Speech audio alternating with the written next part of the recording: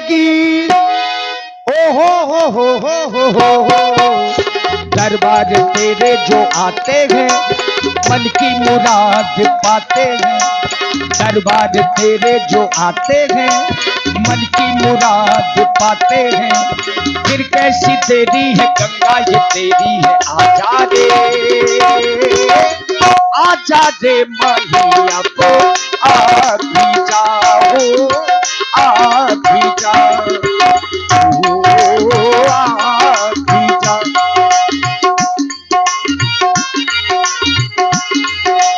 राम सिया राम जय जय राम। राम सिया राम जय जय राम।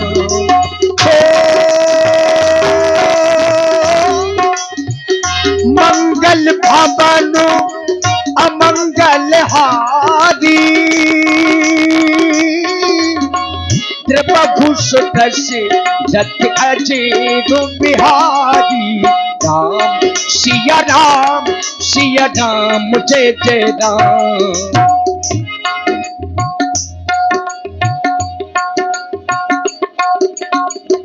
एक बार भूपति बन माही हो भय की लानी मोरे सुतनाही। राम सिया राम जय जय राम। और देखिए आशीष जी 2 मिनट रुक जाइए, क्योंकि व्यासपीठ इंजन होता है और चूंकि पहली बार ऐसा नहीं हो रहा है भैया माइक बना लो, चूंकि सुबह तक का कार्यक्रम है। और इंजन में देखिए इंजन को कभी भी दबाया नहीं जा सकता। हारमोनियम बढ़ा दीजिए थोड़ा। हुई धर्म की उन्नति सकल पाप की क्षय। एक बार सब मिलकर बोलो महाराज दशरथ की जय। महाराज दशरथ की जय।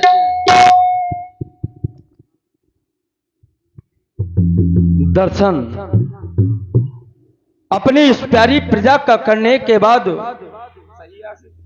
मन में एक विचार आता है कि कहीं ये हमारी प्यारी प्रजा किसी भी प्रकार का कष्ट तो नहीं पा रही, कहीं हमारे बनाए हुए नियम जिससे ये प्रजावासी दुखी हो।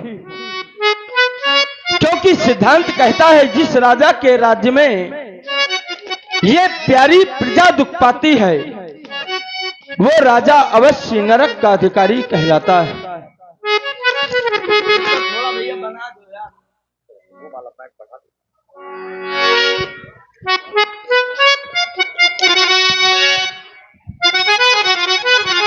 और सिद्धांत कहता क्या,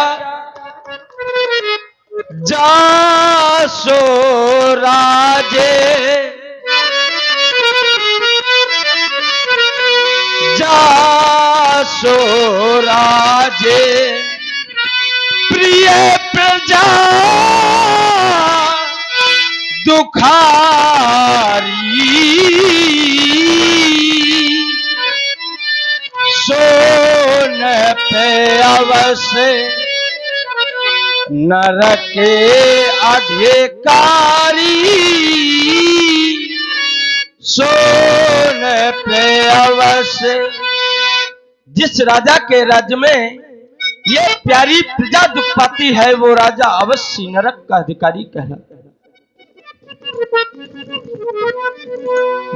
हमने बहुत देखा फिर विचार किया कि व्यक्ति का जीवन होना कैसा चाहिए। कुछ लोग होते हैं जो ऊपर से बड़े सुंदर दिखाई देते हैं लेकिन अंदर से वो सुंदर होते नहीं, बनने का प्रयत्न करते हैं। वो जीवन भी क्या जीवन है जो जीवन सफल बना न सके।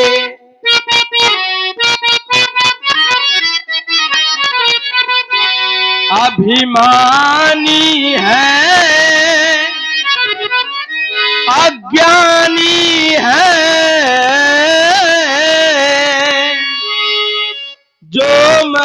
का मैले मिटा न सके।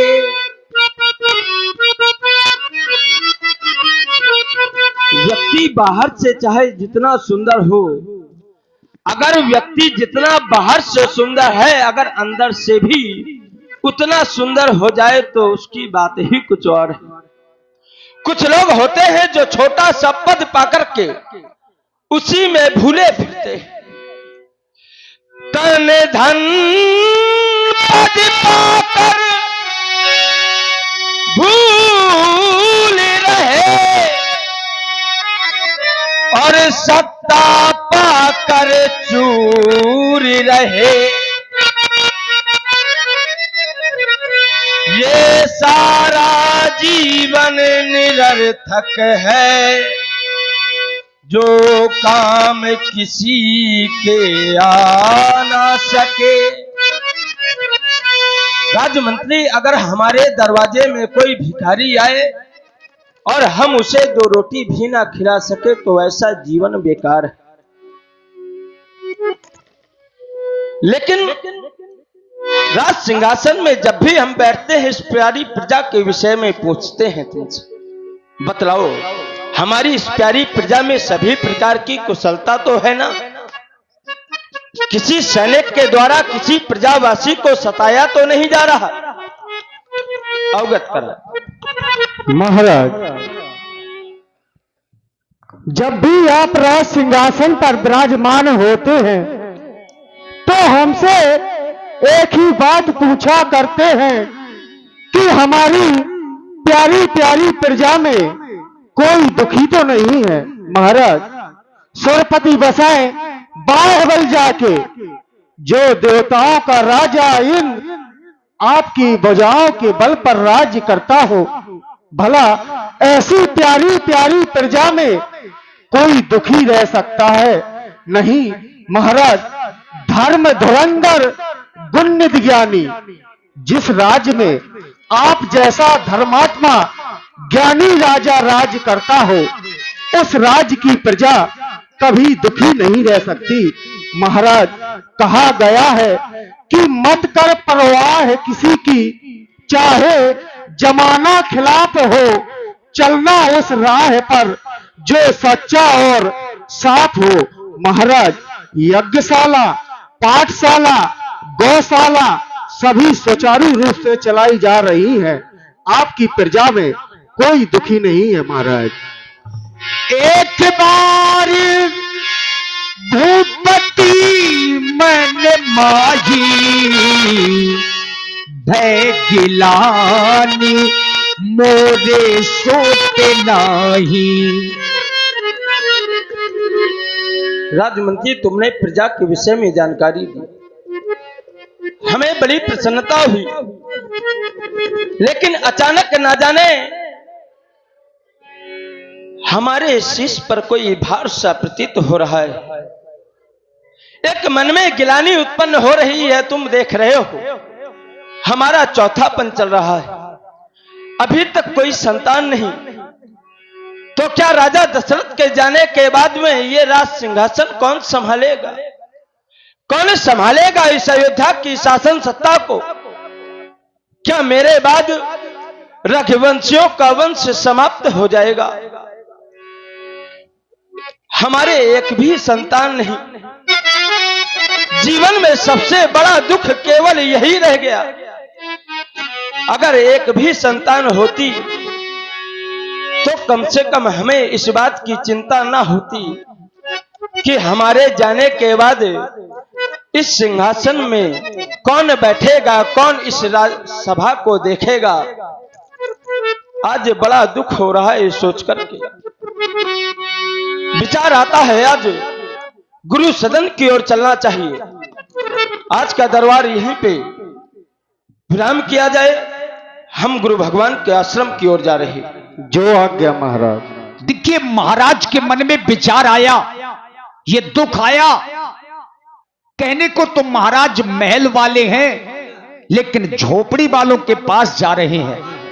कहने को तो महाराज भाला वाले हैं, लेकिन आज समस्या लेकर के माला वालों के पास जा रहे हैं और यही गुरु का प्रभाव है।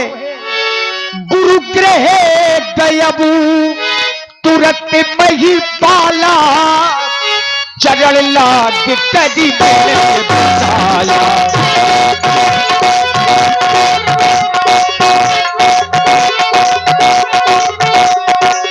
गुरु ग्रह दयबू तुरंत मही पाला, गुरु ग्रह दयबू तुरंत मही पाला, चरण लाग कदी बसाला, चरण लाग कदी बसाला, चरण लाग कदी बसाला।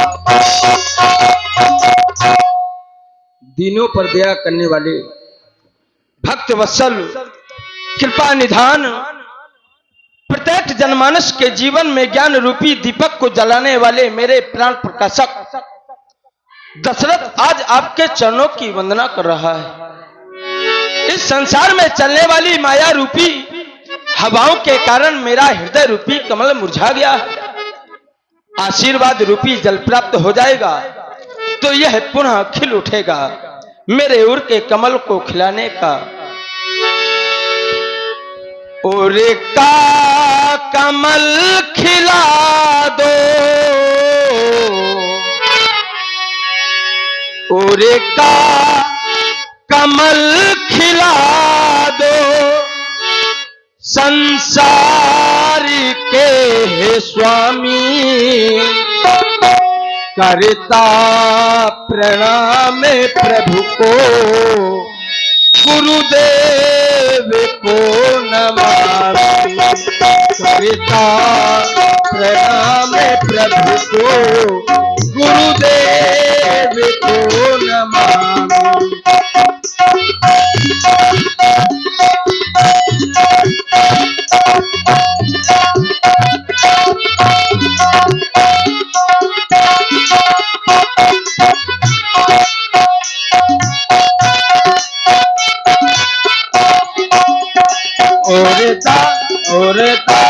ओरता कमल खिला दो, संसार के स्वामी करता प्रणाम प्रभु को, गुरुदेव को नमामि।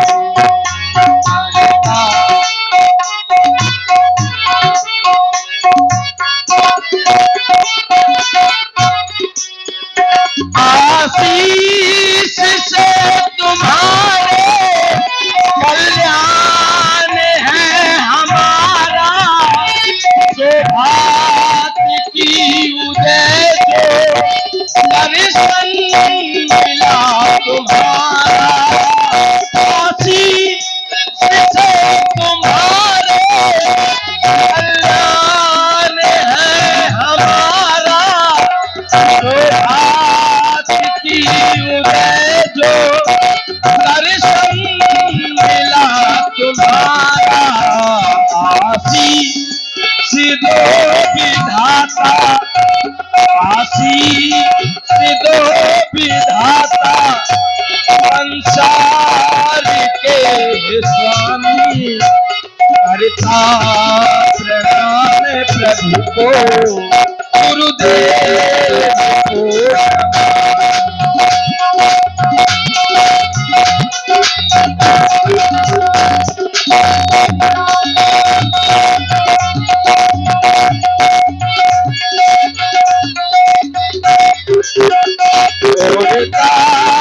कमल खिला दो, संसार के स्वामी प्रभु को, गुरुदेव को नमामि।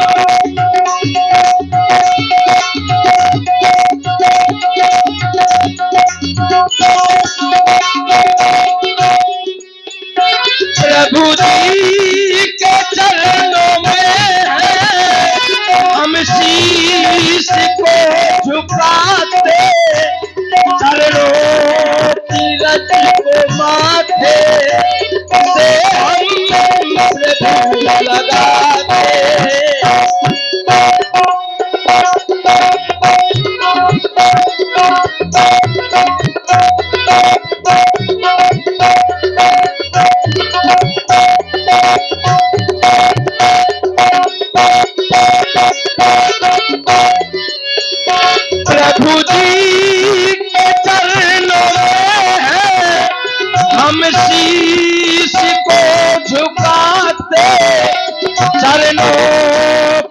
ताज को माथे से हम प्रभु लगाते, आशीष दो विधाता संसार के स्वामी, करता प्रणाम प्रभु को, गुरुदेव को नमः, करता प्रणाम।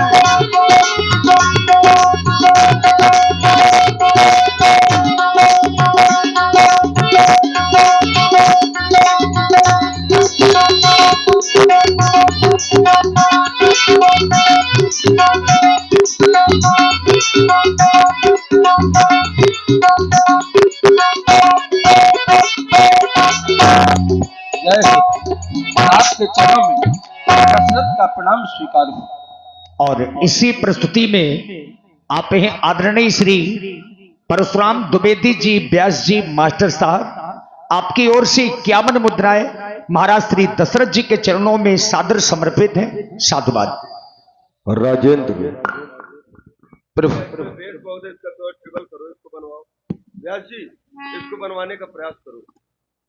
राजेंद्र तुमने हमें प्रणाम किया है। और देखिए महाराज, हाँ, जो भी कलाकार अंदर मंचन करेंगे तो वहां वापसी नहीं मिलेगी। जब आप बाहर आएंगे तो यहां से वापसी ठीक मिल रही है। हाँ, बाकी सब लोग समझदार हैं। ये बात, हाँ, कुर्सी डाल दीजिए। हाँ।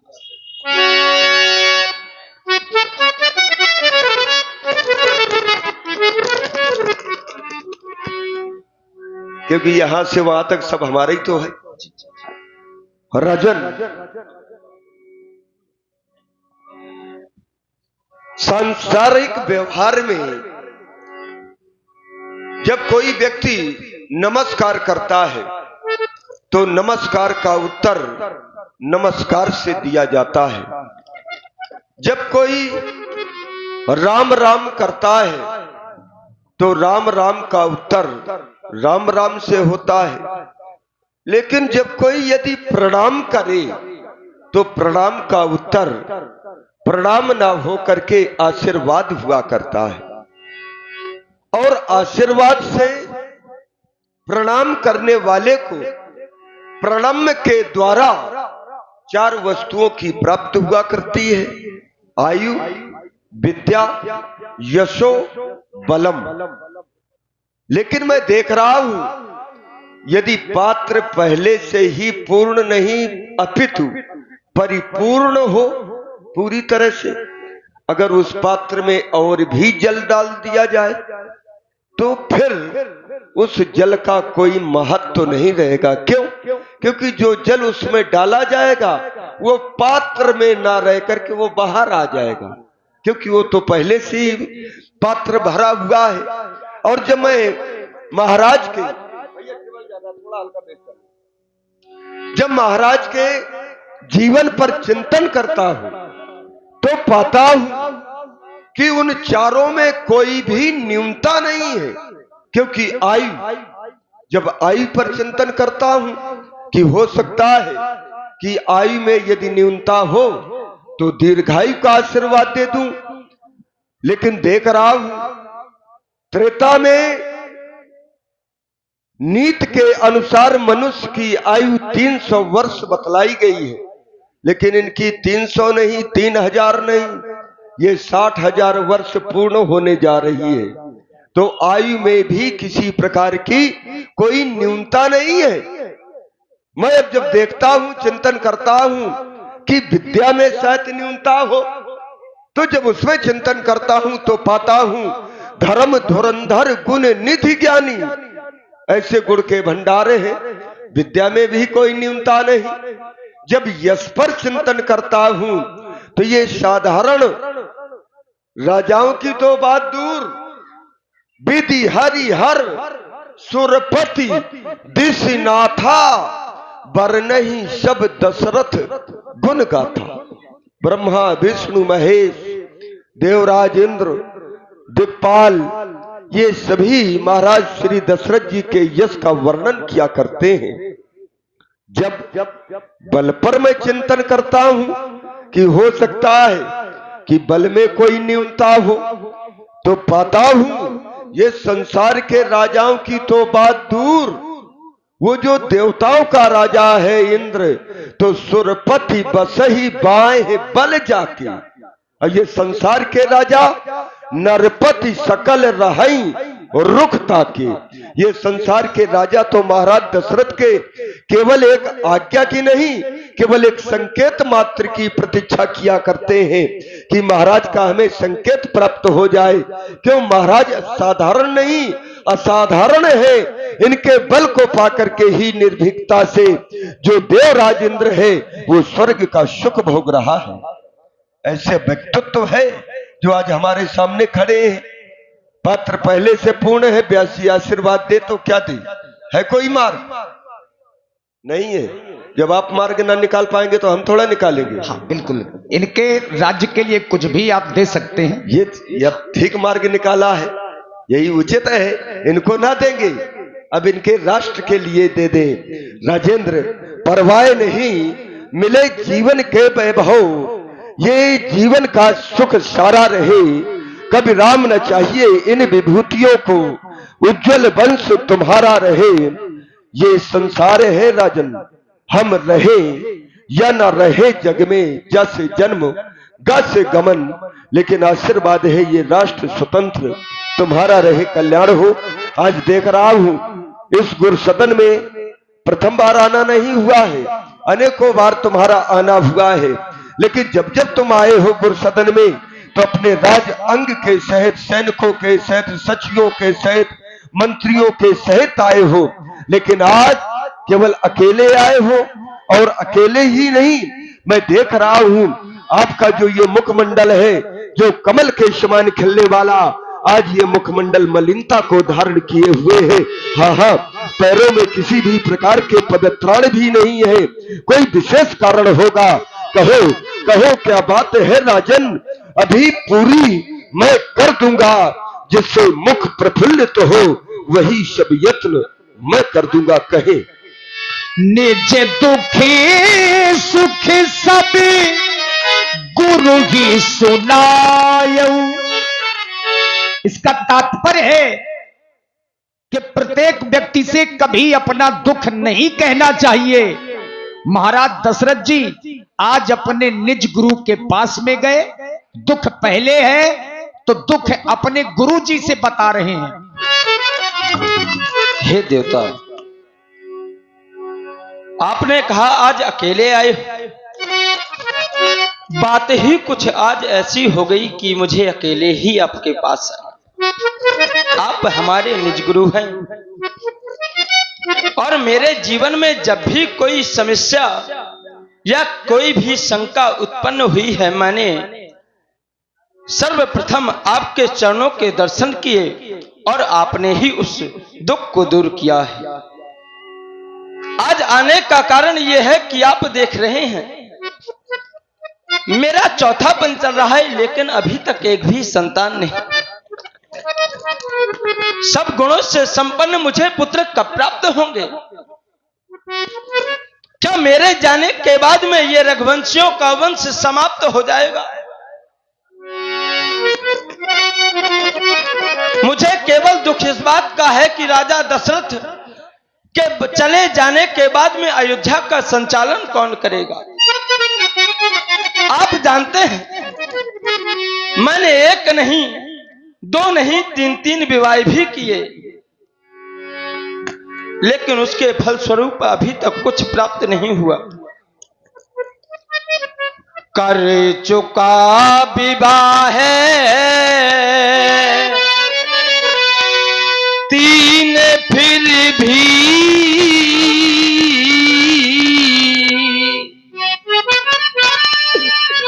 फल उसका भी तक मिला नहीं है, चौथापन आने वाला हित कमल अभी तक खिला नहीं। देखा क्या जाने कैसा है भविष्य,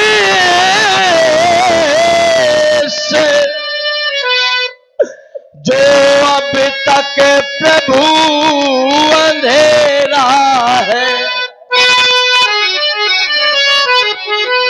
मैं निर्मल होता जाता हूँ, उस प्रबल दुख ने घेरा है। केवल यही एक दुख है, ऐसा तरवर क्या तरवर है,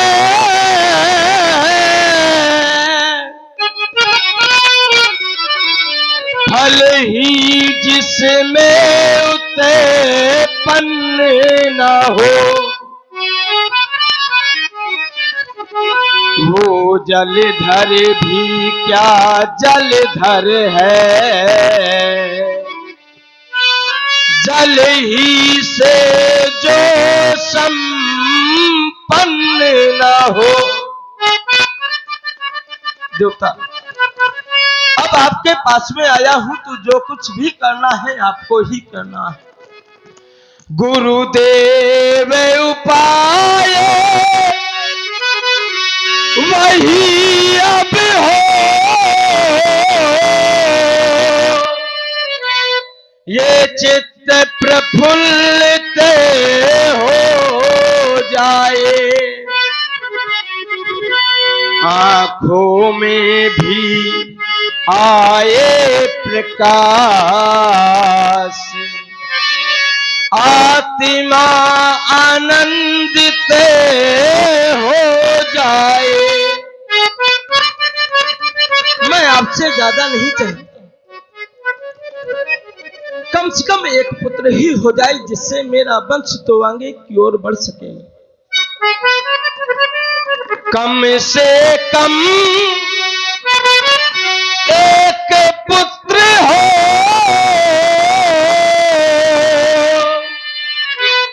आगे को वंश बढ़े अपना, पितरों को भी तर्पण पहुंचे, आगे को नाम चले अपना। पुत्र बहुत जरूरी है देवता। क्यों? बिना पुत्र नहीं नर गति पावे,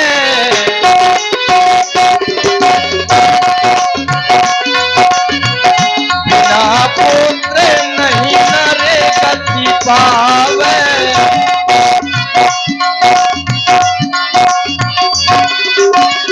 बिना पुत्र नहीं नर गति पावे, बिना पुत्र नहीं नर गति पावे, वेद पुराण सहज अस गावे,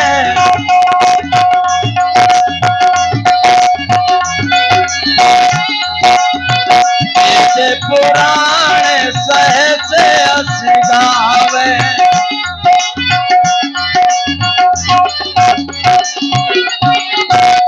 हे देवता, यही मेरी उदासी का कारण था, मैंने आपके सामने प्रस्तुत किया। अब जैसी आपकी कृपा। महाराज अपना दुख लेकर के आपके पास में आए हैं महाराज श्री दशरथ जी, और इन्होंने कहा है बिना पुत्र नहीं नर गति पावे। तो क्या जिनके विवाह नहीं होते क्या वो नर गति को प्राप्त नहीं होते? ये आपसे ही निवेदन है, जरूर बताएं महाराज को। नहीं, हम निवेदन तुम्हारे निवेदन को स्वीकार कर रहे हैं, लेकिन हम जानना ये चाहते हैं क्योंकि ये विज्ञानी है, आप विज्ञानी है, इनको चौथेपन में क्यों ग्लानि ये हुई? इसीलिए तो आपके यहाँ आए। भाई तीसरे पन में भी ये ग्लानि हो जानी चाहिए, लेकिन चौथे ही पन में क्यों? कह रहे हैं कि ये चौथा पन आ गया है, तो ये कोई बहुत बड़ी बात नहीं है। ये सिद्धांत है, प्रत्येक मानव के जीवन में जब किसी वस्तु का अभाव होता है तो वो चौथेपन में ही, बुढ़ापे में ही उसका जो अभाव होता है उसके प्रति चिंता होती है कि मुझे प्राप्त हो जाए। जैसे एक उदाहरण दे रहा हूं, अगर चौथापन आ गया, बुढ़ापा आ गया है पिता को और पुत्र का विवाह नहीं कर पाया तो वो सोचता है मैं यदि चला जाऊंगा, संसार को छोड़ जाऊंगा और मैं पुत्र का विवाह नहीं कर पाया हूं तो आगे फिर मेरे वंश को उज्जवल कौन करेगा, ये चिंता हो जाती है। आज यही चिंता, क्योंकि ये माया बुढ़ापे के ही समय अधिक घेरती है, चौथेपन में ही ये माया व्यक्ति को मोहित करती है। आज वही स्थिति महाराज के भी जीवन में आ गई है। राजन, तुम धैर्य को धारण करो, ये केवल समस्या तुम्हारी नहीं है। यदि मैं ये कह दूं कि ये केवल समस्या तुम्हारी है, अरे संसार में और भी देखो तो उनके भी पुत्र नहीं है, किसी किसी के पुत्र हैं लेकिन धन नहीं है। वो सोचता है कि मेरे जीवन में धन आ जाए। आपने देखा होगा किसी किसी के जीवन में पुत्र भी है और धन भी है, लेकिन समाज में कोई स्थान नहीं है, प्रतिष्ठा नहीं है। तो ये तीन तृष्णा है, सुत वित्त लोक ईसना तीनी, और ये तीनों को व्यक्ति प्राप्त करना चाहता है। और ये तीनों जब भी प्राप्त होते हैं या तो गुरु कृपा से या पहुंचे हुए संत की चरण में पहुंच जाओ, उनका आशीर्वाद मिल जाए तो ये तीनों समस्याओं का समाधान हो जाएगा। कही वशिष्ठ बहुविधि समुझाय, बहु प्रकार से महाराज वशिष्ठ जी ने राजा दशरथ जी को समझाया और कहा कि धैर्य धारण करो। धैर्य इसलिए हम बना रहे हैं क्योंकि इन्होंने प्रयास किया है। हम प्रयास तो महात्माओं के पास प्रयास नहीं होता है, उनके पास प्रसाद होता है। इन्होंने प्रयास किया, 3 विवाह किए, कह रहे हैं हमारे पुत्र नहीं हुआ। तो धरऊ धीर हुई है सुतचारी, हम तुम्हें धैर्य को धारण करा रहे हैं। तुम्हारे एक नहीं, 2 नहीं, 4 पुत्र उत्पन्न होंगे, लेकिन जब संतों के प्रसाद से उत्पन्न होंगे तो कैसे होंगे? वो त्रिभुवन विदित भगत भयहारी, वो तीनों लोकों में विख्यात होंगे और भक्तों के भय को दूर करने वाले होंगे। लेकिन एक उपाय करना होगा। उपाय ये है कि श्रृंगी ऋषि जी के द्वारा पुत्रेष्ठ यज्ञ कराना होगा। पुत्रेष्ठ यज्ञ के विशेषज्ञ श्रृंगी ऋषि को बुलवाना है। वो मान तुम्हारे होते हैं, आचार्य उन्हें बनवाना है। इस समय महाराज रोमपाद जी के यहाँ पर पटना में उपस्थित है। विमांडक पुत्र श्रृंगी ऋषि को किसी सेवक को भेज करके बुलाया जाए, यज्ञ संपन्न कराई जाए। जो ये आप लोगों ने नाम सुना होगा शांता। शांता राजा दशरथ जी की दत्तक पुत्री के रूप में है, जो श्रृंगी ऋषि को ब्याही गई। राजा रोमपाद जी के नगर के माध्यम से महाराज श्रृंगी रहते हैं। आज उन्हें बुलवाया गया। एक रोज का है किस्सा दरिया के किनारे, जहां जब घट वहां श्रृंगी पधारे,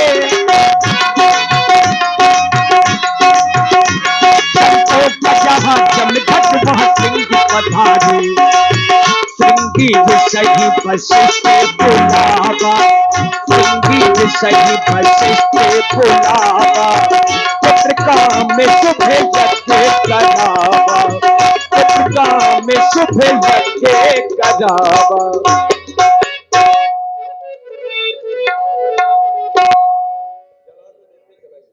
ओम हरि ओम ओम स्वस्ति नः इंद्रो वृद्धश्रवाः, स्वस्ति नः पूषः विश्ववेदाः, स्वस्ति नस्तक्षर्यो अरिष्टनेमिः, स्वस्ति नो बृहस्पतिर्दधातु। ओम श्री गणेशाय नमः स्वाहा। भगति सहित मुनि आहुति दीन है। लेकिन अभी तक अग्नि भगवान प्रत्यक्ष रूप से प्रकट नहीं हुए। हाँ, स्मरण आया, क्योंकि महाराज के जो कुल देवता हैं श्री रंगनाथ जी, उनको भी आहुति प्रदान नहीं की गई, उन्हें भी आहुति प्रदान की जाए। ओम श्री रंगनाथाय नमः स्वाहा। ओम श्री रंगनाथाय नमः स्वाहा। प्रगटे अग्नि चरू कदलीन है, प्रगटे अग्नि चरू कदलीन है। अगर सहित मुनि आहुत दीन है, अगर सहित मुनि आहुत दीन है। प्रगटे अग्नि चरू कदलीन है, प्रगटे अग्नि चरू कदलीन है, प्रगटे अग्नि चरू कदलीन है। बोलिए श्री अग्नि भगवान की जय हो। देखिए, यज्ञ तो किया गया, सभी देवताओं को आहुतियां दी गई, परंतु जब तक घर के देवी देवताओं को आहुति नहीं दी गई, तब तक अग्नि देवता प्रकट नहीं हुए। राजा दशरथ जी के कुल देवता हैं रंगनाथ जी। रंगनाथ जी, इसका तात्पर्य यह है कि बाहर के चाहे जितने देवी देवता पूजो, अगर घर के देवी देवता आपसे प्रसन्न नहीं है, तो बाहर की पूजा कभी आपको फलीभूत नहीं हो सकती है। और इसीलिए पहले घर के देवी देवताओं को प्रसन्न रखना बहुत जरूरी है। आज वही किया गया। रंगनाथ जी को आहुति दी गई तो अग्निदेव प्रकट हो गए और महाराज वशिष्ठ और राजा दशरथ जी से कुछ कहने लगे। हे राजन, आप जिस कार्य के लिए गुरु वशिष्ठ जी के पास आए थे, वह कार्य आपका सफल हो चुका है। अतः आप चिंता न करें, क्योंकि आपके ग्रह में जो रानियां हैं उनको पुत्रों की प्राप्ति होगी। आपके ग्रह में खुशियां आएंगी और बधाइयां बाजेंगी। राजन, बजेगी बधाइयां, अवध में बजेगी बधाइयां, बजेगी बधाइयां, अवध में बजेगी बधाइयां। माता बनेगी तीनों रानियां, बजेगी बधाइयां।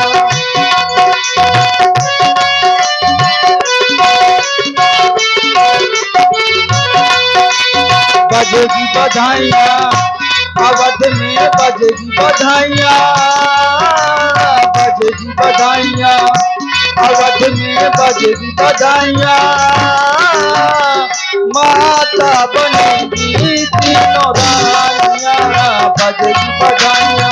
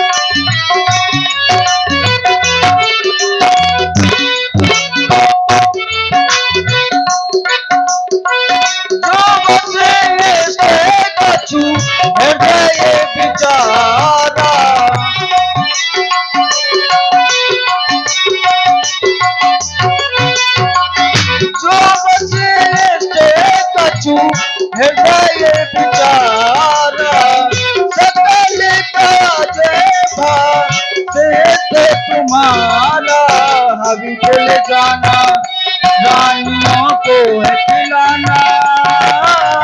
हवी को ले जाना, रानियों को है खिलाना। माता बनेगी तीनों रानियां, बजेगी बधाइयां।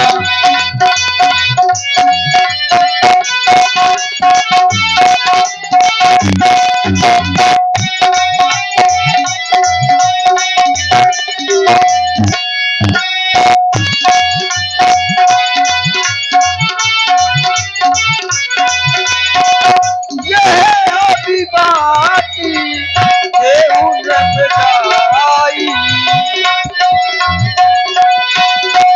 ये आदि माटी देहु रख जाई। यथायो जही हाथ बनाई। हाबी बोले जाना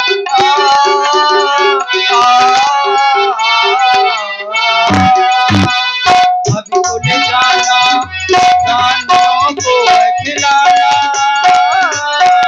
माता बनी तीनों रानियां। अवध में बजती बधाइयां। माता बनी तीनों रानियां। माता बनी तीनों रानियां।